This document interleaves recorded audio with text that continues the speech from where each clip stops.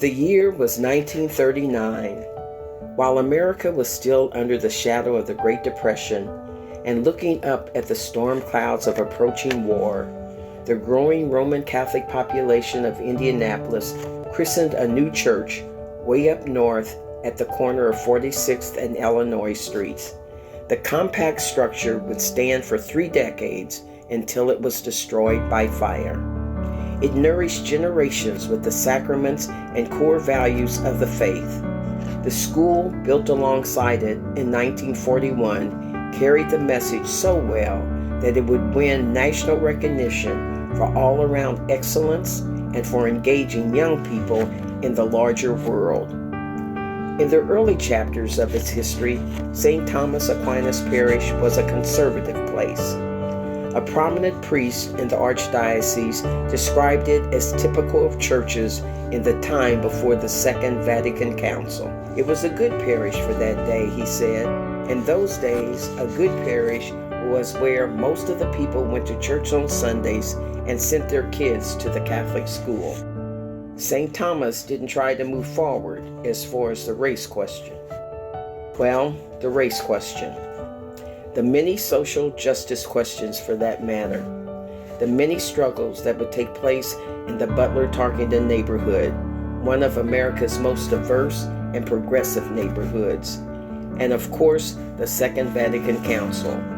All these and more challenges, we prefer to call them opportunities, would emerge over the years to make St. Thomas a very different community from that outpost of 1939. Through it all, though the values of liturgy, prayer, family, learning, charity, and imitation of Christ upon which St. Thomas was founded 80 years ago remain the bedrock. The 1960s were a watershed for the parish, its city, and the world, particularly the Catholic world. Priests, nuns, and laypersons got involved in the civil rights movement down to street level, and all kept a keen eye on the historic Second Vatican Council and its daring possibilities for ecumenical openness and empowerment of the people in the pews.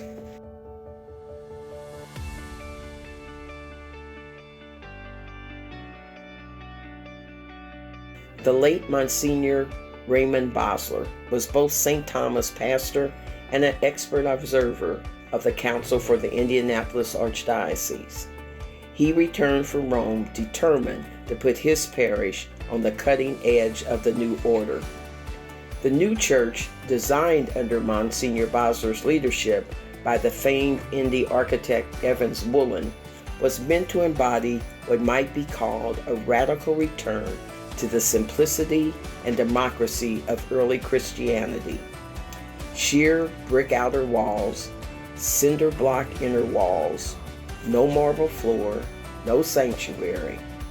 Pews in an arena arrangement to bring worshipers together and surround the celebrant with those worshipers.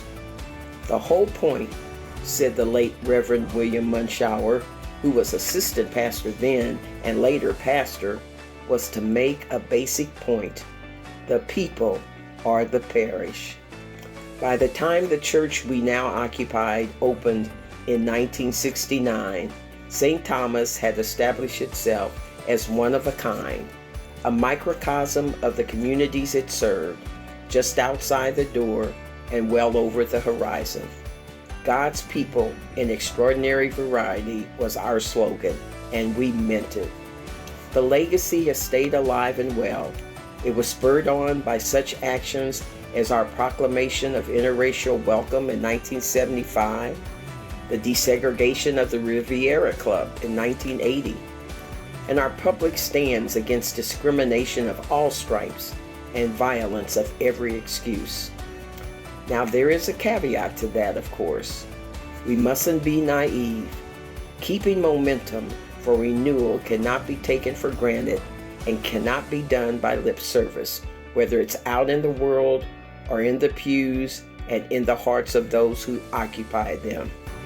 The variety, the color, to be frank, of the congregation and school have fluctuated widely over the years, and so have attendance and support.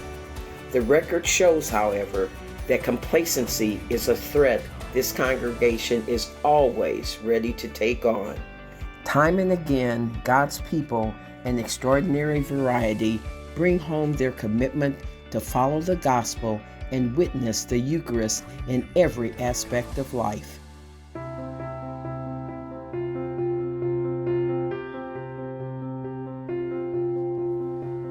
St. Thomas Aquinas passed many tests on the way to the 80th anniversary of the parish and the 50th anniversary of the church building in 2019. But we'd never seen anything quite like the challenge that awaited us in 2020.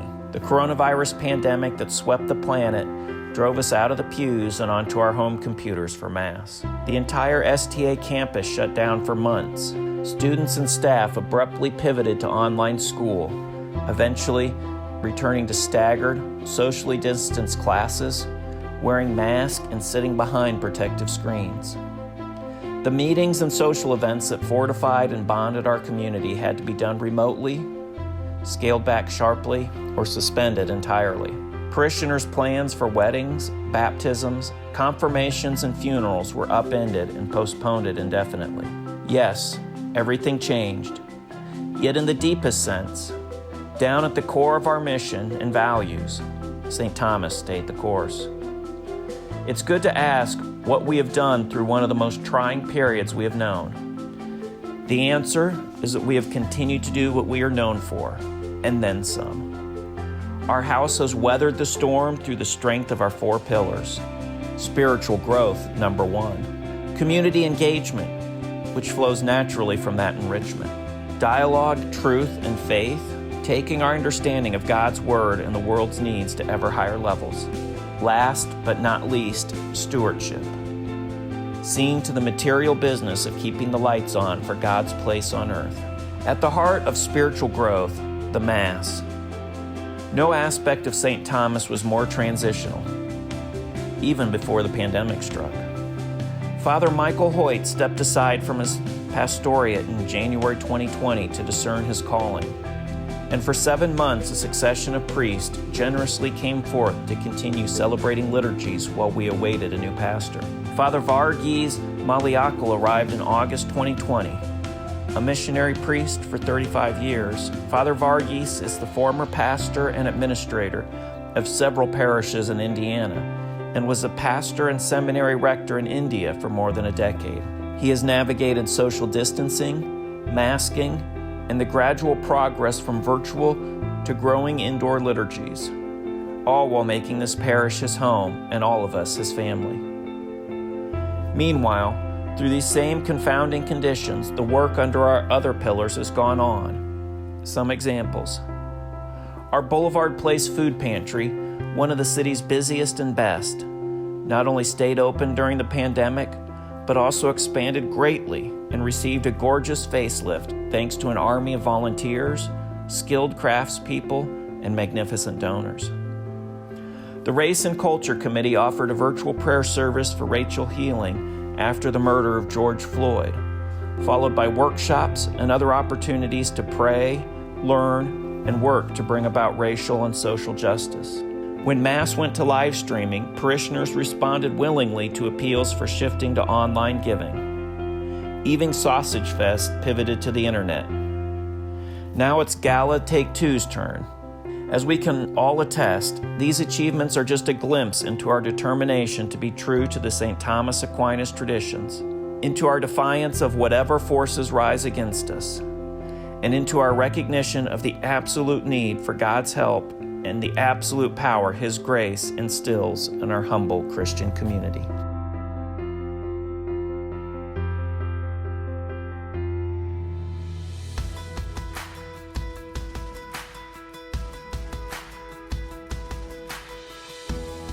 When St. Thomas Aquinas School celebrates its 100th anniversary in 2041, you might see me or one of my classmates in the principal's office. As the principal, that is. Hopefully many of us will still be active members of the parish, which will be 102 years young and still going strong. Wherever we go, whatever vocations we follow, you can be sure that we will carry with us the lessons we learned and practice about the power of faith to make the world a better place.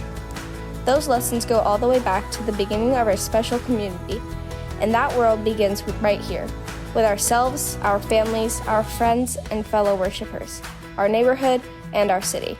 At St. Thomas, we come to know God at Mass, in prayer, and with the help of one another.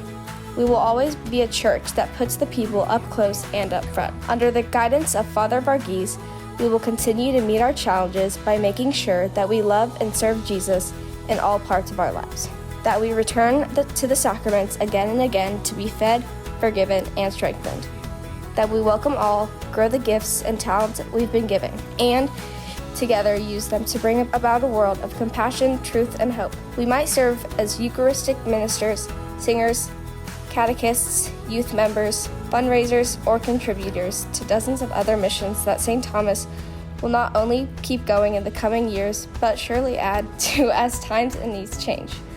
At St. Thomas, we believe in the call to love and serve God and others, especially those most in need.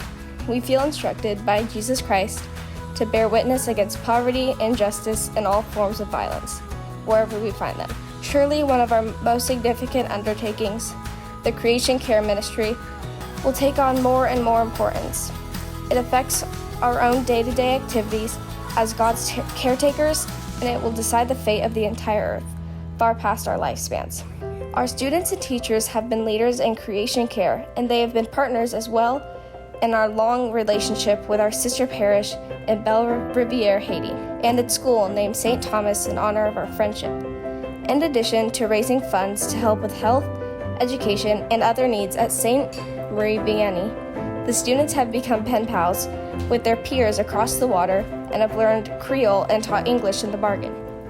Most of all, the young people in both communities pray for one another in keeping the bond that has blessed St. Jean Mary and St. Thomas Aquinas alike beyond measure. Can anyone doubt that these bonds will last and that both of our worlds will grow stronger as they grow closer? As we witness these and other examples of young parishioners giving their all to liturgy, education, and ministry of every kind, can there be any doubt that God has placed the future of St. Thomas Aquinas in good hands?